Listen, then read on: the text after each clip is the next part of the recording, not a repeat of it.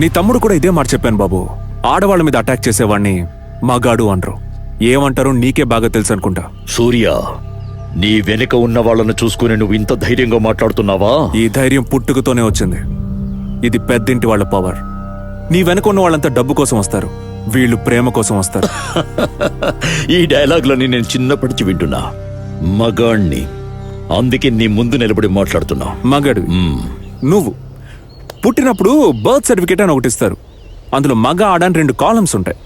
అందులో దేని మీద టిక్ చేయలేదురా. నిన్ను ఒక డౌట్ తోనే పెంచాను.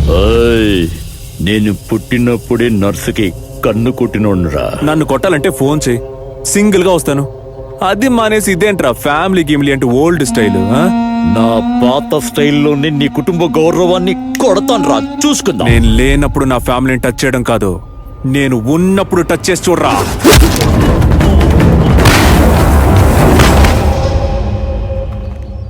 నీ పెద్దింటి గడ్డి మా దగ్గర ఒకటి ఉంది. ఒక్క నిమిషం ఆగు. ఏ కృష్ణ, రారా రారా. సూర్య, వీడి గురించి మీ కుటుంబానికి ఫుల్లుగా తెలిసే తీరాలి. అమ్మా. రే బాబు, నా ఫ్యామిలీ ముందు డ్రామాలు ఆడకు. ఆడావో హాస్పిటల్లో ఉన్న నీ తమ్ముడు ప్రాణాలతో ఉండడు. ఏంటి డౌటా? ఒక్క కాల్ చాలు నీ తమ్ముడి ప్రాణాలు తీయడానికి.